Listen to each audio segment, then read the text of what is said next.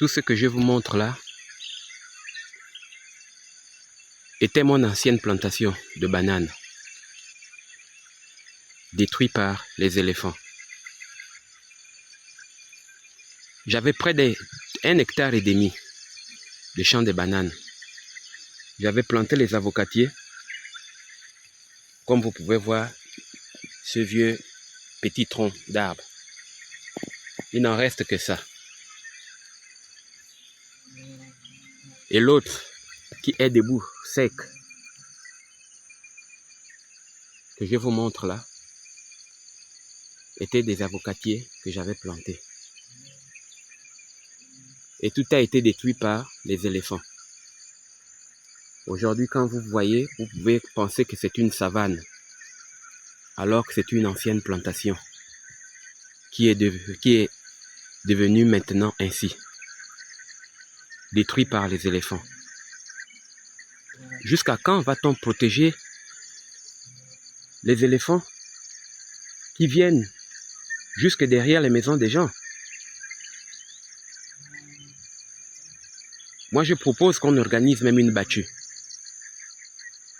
Pas de les exterminer tous, mais ne serait-ce que diminuer le nombre pour que la population puisse vivre.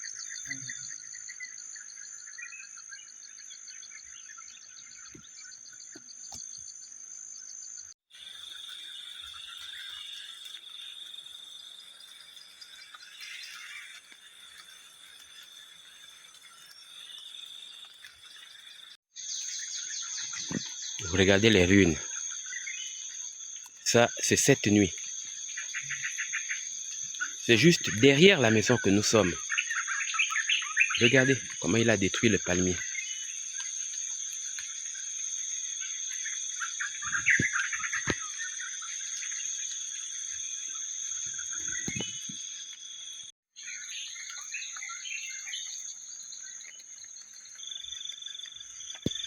Vous voyez? Donc, nous les villageois, nous ne sommes pas en sécurité. Si déjà un éléphant vient jusque derrière la maison pour détruire vos plantes, pour détruire ce qui est censé vous faire vivre, alors comment va-t-on continuer à protéger une espèce pareille? Je ne demande pas qu'on l'extermine, mais si l'on peut diminuer rien que le nombre, parce que toutes ces dernières années, il s'est multiplié 100 fois plus que les années antérieures. Ce lac jadis, que nous appelions maternité, était le lac où nous avons passé toute notre enfance à pêcher le poisson, à nager et à faire de tout ce que nous pouvions faire pendant que nous étions jeunes. Aujourd'hui, il est devenu le théâtre des éléphants. Il est juste derrière la maison. Comme vous pouvez constater qu'il est boueux parce que les éléphants ont joué là-dedans presque toute la nuit. Et nous, les habitants, nous les villageois, nous ne profitons en rien. Monsieur le Président, ayez pitié de nous les pauvres villageois qui ne vivons que de la cueillette et de la chasse, qui ne vivons que de produits de la forêt. Trouvez-nous une solution pour le conflit faune-homme. Regardez vous-même par vos yeux. Si quelqu'un n'avait pas filmé et montré, vous ne le saurez jamais. Voilà tout ce qui se passe ici pour nous les villageois. Même nos palmiers sont dévastés. Tout ce que nous avons derrière nos maisons, tout est dévasté.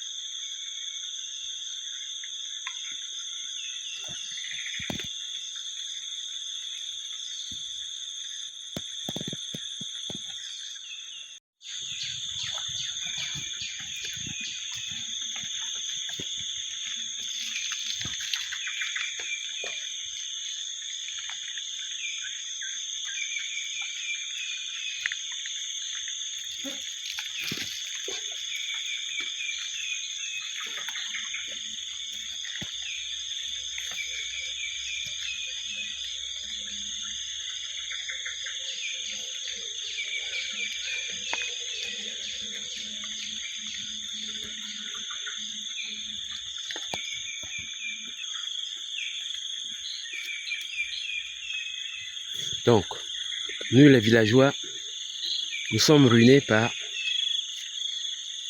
le propriétaire de ces déchets que vous pouvez voir. En fait, ici c'est son fief. Tous les jours que Dieu fait, il est ici. Tous les jours que Dieu fait. Il détruit nos cultures, il détruit nos plantes, il gaspille notre forêt. Et tout ça se passe derrière la maison. Je suis seulement à 300 mètres de la maison. Je vais vous montrer un peu plus.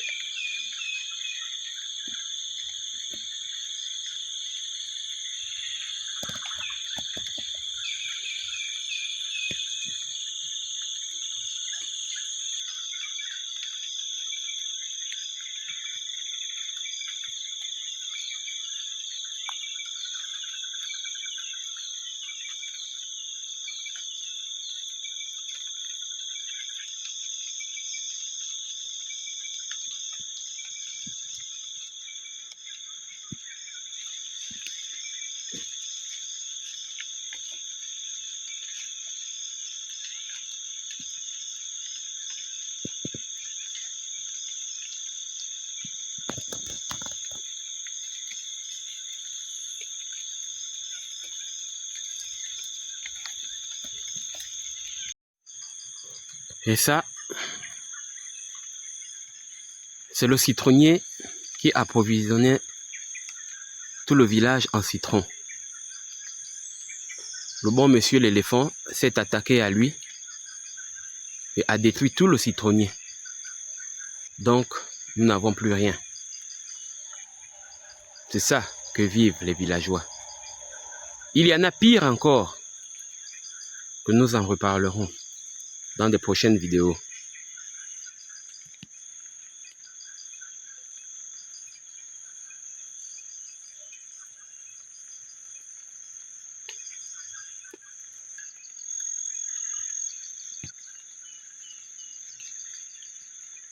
Tout ce que vous voyez là, ce sont les ruines des plantations, détruites par les éléphants. Tout ce que vous voyez.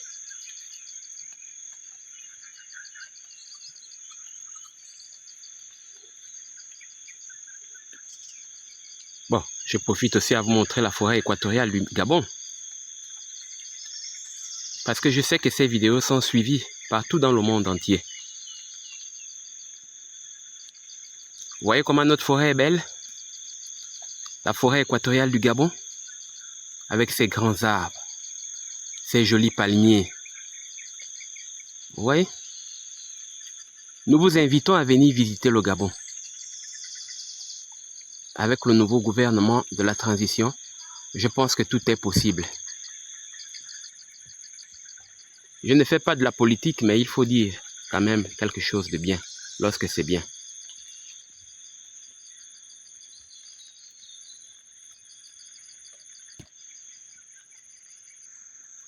Voyez-vous cet arbuste-là? Comment il s'appelle? Le quinqueliba. Il y a deux genres de quinqueliba. Il y en a celui qui a les petites feuilles et celui qui a des grandes feuilles. C'est-à-dire celui dont je vous présente. Il est utile pour soigner les maladies de la peau. Par exemple, les mycoses, la teigne, la gale. Lorsque vous prenez ces jeunes feuilles, vous écrasez et vous frottez sur la partie infectée. Surtout les enfants qui en souffrent des teignes, des mycoses. Donc, vous frottez les jeunes feuilles du quinqueliba, vous prenez des jeunes feuilles du quinqueliba que vous frottez sur la partie infectée. Et dans les 3-4 jours, c'est terminé. Le mycose aurait séché. Le quinqueliba. Retenez bien le nom. Et n'oubliez pas de liker ma vidéo. Vous voyez? Tout ça, ce sont les ruines des plantations.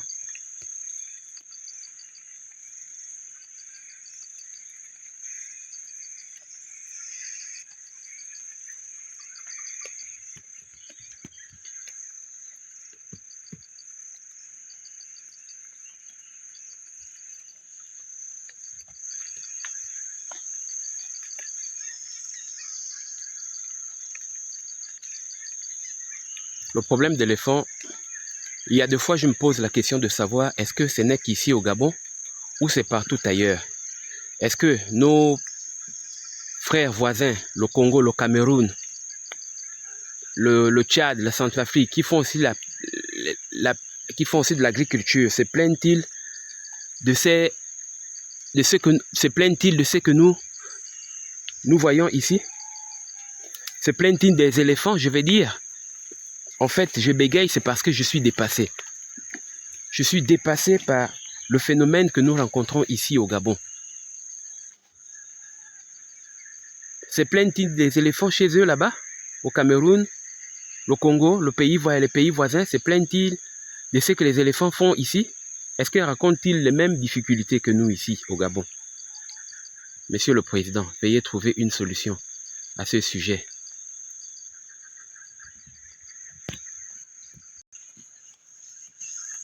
Ici, ce sont des bons petits endroits où nous chassons l'écureuil autrefois. Vous voyez? L'écureuil ne pouvait pas se cacher ne pouvait pas manquer dans cet endroit.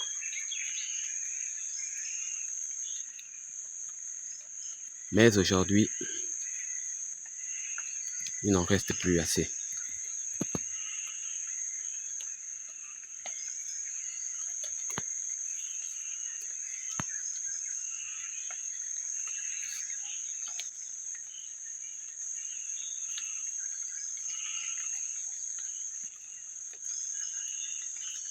Il y en a encore des écureuils. Je n'ai pas dit que c'était terminé. Non.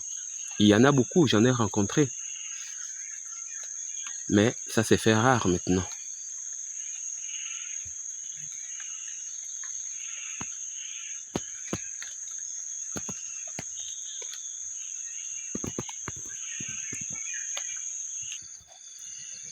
Tout à l'heure, j'ai parlé des écureuils. Effectivement, il y en a un là. Il est en peine de s'échapper. Il est dans ce grand arbre.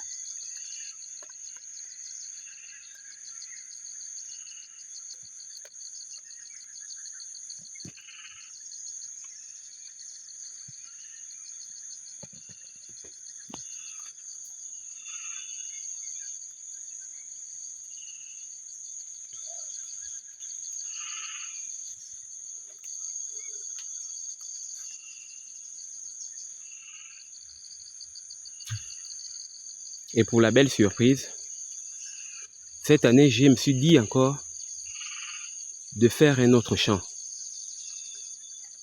Tout en espérant que ça va bien se passer cette fois-ci. Vous savez que dans la vie, il ne faut jamais désespérer. Il faut toujours combattre. Il y a toujours une solution. Même si tout semble être difficile, crois au bon Dieu qui t'a envoyé sur la terre. Il y a toujours une solution auprès de lui.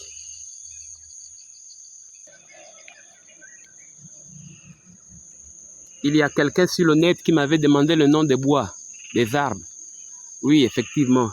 Vraiment, je ne maîtrise pas trop les arbres. C'est vrai que j'aime la forêt, mais en matière d'arbres, je ne m'y connais pas trop.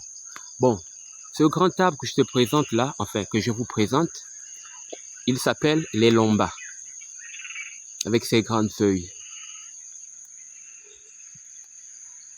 Celui-ci est l'élomba. Juste à côté, c'est le parasolier. Celui-ci. Le parasolier et l'élomba. Celui-là, je ne connais pas comment on l'appelle en français, mais en langue vermaculaire, chez nous les Nzébi, on appelle ça mouchinde. Voilà, mouchinde. En langue vermaculaire Nzébi. Mouchinde, ce grand arbre blanc que vous voyez. Voilà. Il est verdoyant, hein? Très beau. Celui d'à côté, c'est l'élomba. Encore. On a un autre élomba. Parfois, on l'utilise pour faire le bois, par exemple. Les chevrons. Vous voyez. Donc là, on est au bord de ma nouvelle plantation. Tout en espérant que cette année, si ça va aller. Voilà. L'autre là-bas aussi, je crois que c'est la même espèce, mouchinde. Et ça, ce grand palmier-là, on l'appelle le cœur de bambou. En français, le cœur de bambou. Vous voyez? Nous, en langue vermaculaire, on l'appelle marombi. Marombi. Marombi. Voilà.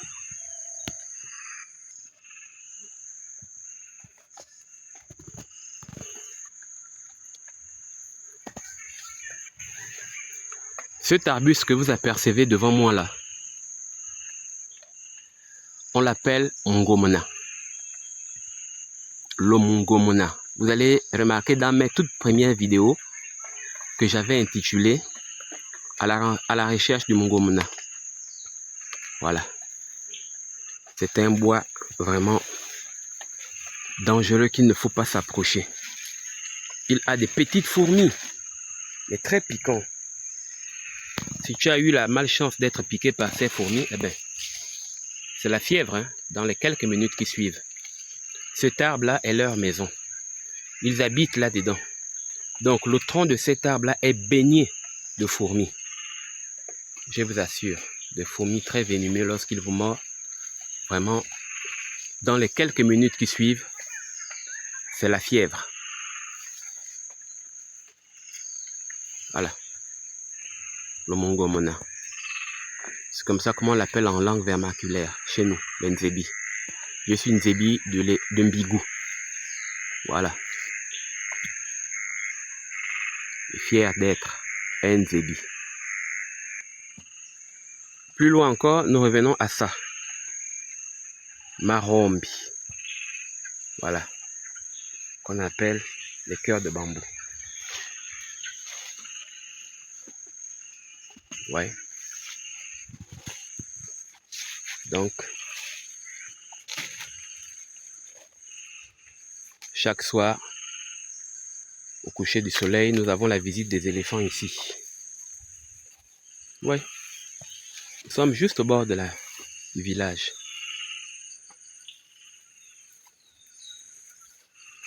Ouais.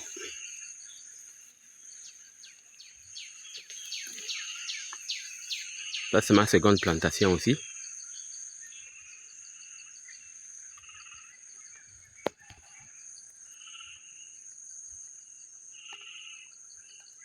Vous voyez là-bas, c'est les toits des maisons.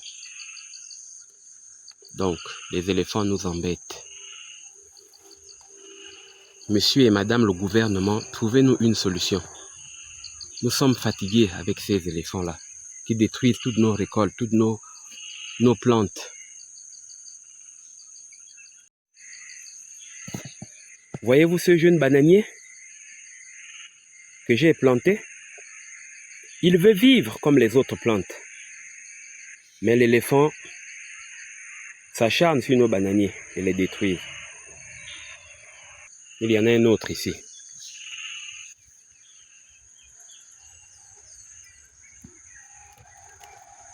Ça, c'est le maïs.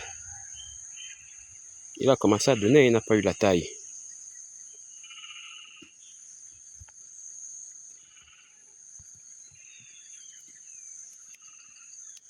Oui.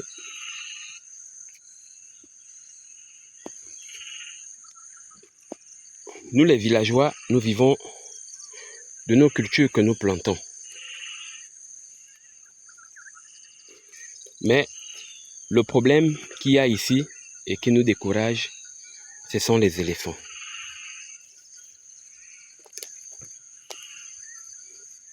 Vous voyez? Toute la banane est en train de bien pousser.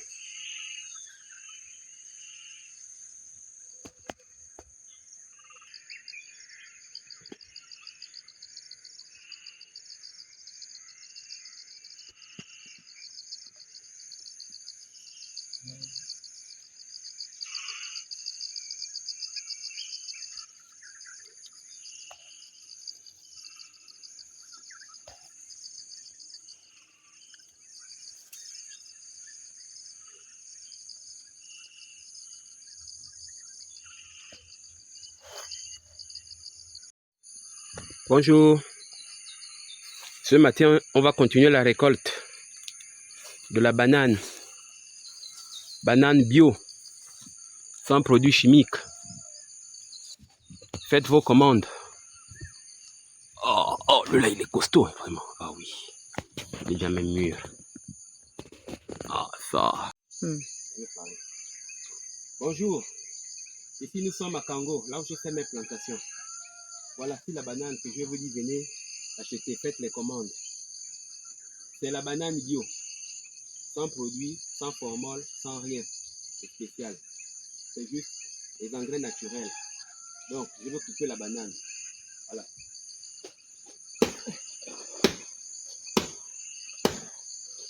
Oh, il ne veut pas tomber.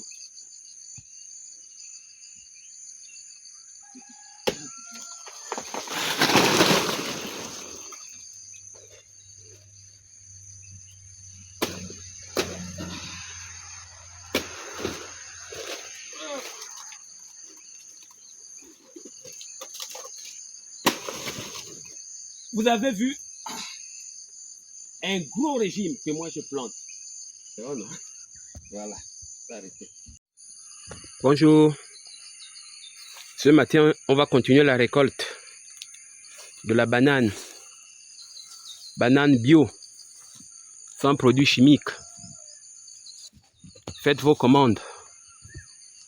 Oh, le lait, il est costaud, vraiment. Ah oui, il est déjà même mûr. Ah, ça. Voilà.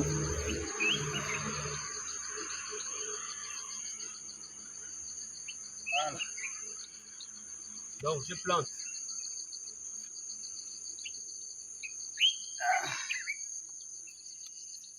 Voilà. Impeccable. Bio naturel. C'est ça, la banane que je plante.